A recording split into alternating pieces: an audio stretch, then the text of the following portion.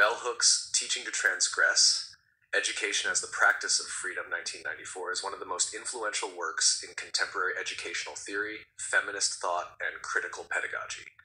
In this collection of essays, Hooks examines the classroom as a radical space of possibility, where teaching becomes a political act of liberation. Drawing from her own experiences as both a student and a teacher, she explores how education can resist domination, challenge oppression, and create conditions for genuine intellectual and emotional transformation. Her approach is deeply influenced by Paulo Freire's ideas on critical pedagogy, but she extends his theories by integrating race, gender, and love as essential components of radical teaching. 1. Education as the practice of freedom. The book's central thesis is that education should be a practice of freedom rather than a practice of domination. Hooks critiques the traditional authoritarian model of education, what Freire called the banking model, in which teachers deposit knowledge into passive students. Instead, she calls for an engaged pedagogy, one that values students as active participants in knowledge production. In this model, learning is dialogic, experiential, and rooted in mutual respect. The classroom becomes a democratic space where both teacher and students contribute to the process of intellectual discovery. For Hooks, teaching is not merely about the transmission of information, but about the cultivation of critical consciousness. Education must empower individuals to question systems of oppression and envision more just ways of living. She insists that teaching should help students transgress boundaries, racial, gendered, class-based, and ideological, to move beyond fear and alienation toward collective transformation. Nasser 2. The personal as political in the classroom. A distinctive feature of Hooks' pedagogy is the integration of personal experience into academic discourse. She rejects the notion of a detached, objective classroom, arguing instead that personal narratives are valid and necessary forms of knowledge. For Hooks, the separation between the personal and the political perpetuates the hierarchies of patriarchal, white supremacist education systems. When teachers and students bring their whole selves, their emotions, identities, and experiences into the learning space, education becomes more authentic and transformative. She recounts her own struggles as a Black woman in predominantly white academic institutions, where her intellectual and emotional experiences were often dismissed. This exclusion, she argues, mirrors broader systems of oppression that silence marginalized voices.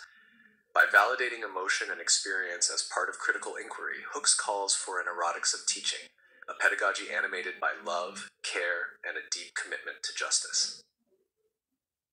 Number 3. The role of love and community in education. One of Hooks' most radical contributions is her insistence that love is a central component of education. She writes that to teach in a manner that respects and cares for the souls of our students is essential if we are to provide the necessary conditions where learning can most deeply and intimately begin. This emphasis on love is not sentimental but political. It challenges the cold, hierarchical, and competitive atmosphere of traditional academia. Love, in Hooks' framework, means commitment to the growth and freedom of others, a willingness to nurture, challenge, and support. By centering love, Hooks aligns teaching with the ethics of community and solidarity. Education, she believes, should not reproduce alienation, but cultivate connectedness. The classroom becomes a microcosm of the world we wish to build, one based on justice, empathy, and collective flourishing. 4. Intersectionality and the politics of difference. Hooks' feminist pedagogy is inherently intersectional. She critiques the ways in which mainstream feminist theory, especially in academic spaces, has often been dominated by white, middle-class women's perspectives. For her, any truly liberatory education must address the interconnected systems of race, gender, class, and sexuality that structure social life. She draws attention to how Black women's experiences have been marginalized in both feminist and educational discourses. In Teaching to Transgress, Hooks argues that acknowledging difference is not divisive but essential for building a community of learners. Denying difference leads to false notions of universality, which ultimately reinforce existing hierarchies. Instead, she advocates for a pedagogy of inclusivity, where difference becomes a site of learning, creativity, and transformation. The classroom should be a space where multiple perspectives coexist, challenge each other, and expand collective understanding. Number 5. Critique of academic hierarchies. Hooks exposes the elitism of higher education and the ways in which academia often reproduces social inequalities. She describes how the rigid hierarchies between teachers and students, as well as between disciplines, create barriers to genuine learning. The university, she argues, frequently serves as a gatekeeper of privilege rather than a site of liberation. It values conformity and competition over curiosity and collaboration. Her engaged pedagogy seeks to dismantle these hierarchies. She insists that teachers must relinquish the illusion of absolute authority and instead become co-learners. This does not mean abandoning structure or expertise, but transforming the dynamics of power within the classroom.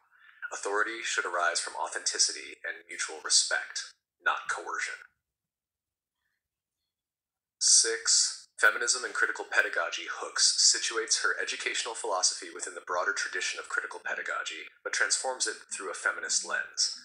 While Paulo Freire's work inspired her deeply, she also points out its limitations, particularly regarding gender and emotion. Freire emphasized consciousness raising and liberation from oppression, but his model remained largely rational and masculine in tone. Hooks adds an emotional and relational dimension, arguing that feelings, especially love and vulnerability, are not obstacles to critical thinking, but integral to it. Her feminist pedagogy demands that teachers acknowledge the body, desire, and affect as sites of knowledge. The classroom is not an abstract intellectual space, but a lived, embodied environment where power operates through both discourse and emotion. By integrating feminist insights into critical pedagogy, Hooks creates a more holistic vision of education as a practice of healing as well as resistance.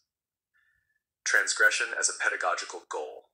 The title Teaching to Transgress encapsulates Hooks' belief that education should push students and teachers to move beyond imposed limits. To transgress means to cross boundaries, not only institutional and intellectual, but also emotional and social. Transgression, for Hooks, is both a personal and political act. It involves questioning the norms that sustain oppression and daring to imagine alternatives. This act of transgression is risky because it challenges the comfort of established systems. Yet, Hooks argues, without risk, there can be no transformation. Teachers must be willing to disrupt traditional pedagogical methods, and students must learn to embrace discomfort as part of the learning process.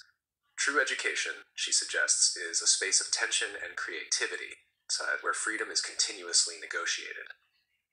8. The body in the classroom. Hooks also draws attention to the physical dimension of education, how bodies are present or absent, visible or invisible, disciplined or ignored in academic settings.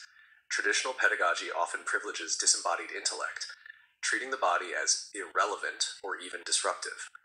Hooks challenges this dualism, asserting that the body is a site of knowledge, memory, and identity. When students of color, queer students, or women bring their embodied experiences into the classroom, they expose how knowledge has been historically produced through exclusion.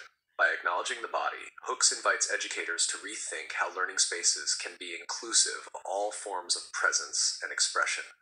This recognition of embodiment helps decolonize the classroom and validate diverse ways of knowing. 9. The teacher's vulnerability and authority. For Hooks, teachers must model the very freedom and openness they seek to inspire. This requires vulnerability, the courage to admit uncertainty, make mistakes, and share one's own process of learning. Contrary to traditional academic norms, vulnerability strengthens rather than weakens authority because it builds trust and authenticity. A teacher who is honest about their limits and struggles invites students to do the same, creating a more democratic and compassionate classroom culture. However, Hooks also warns that vulnerability must be balanced with integrity and boundaries. The teacher's role is not to erase authority, but to exercise it ethically, as a guide who empowers rather than dominates. 10. Legacy and relevance. Teaching to Transgress remains profoundly relevant in contemporary discussions about decolonizing education, diversity, and mental health in academia. Hooks' insistence on engaged pedagogy resonates with current movements for inclusive and equitable learning environments. Her work has influenced not only educators, but also activists, artists, and community organizers who view learning as a lifelong, collective process of liberation. The book continues to challenge educators to rethink what it means to teach and to learn in a world shaped by systemic injustice. In a time when education is increasingly commodified and depersonalized, Hook's vision of teaching as an act of love, freedom, and resistance feels more urgent than ever. Conclusion.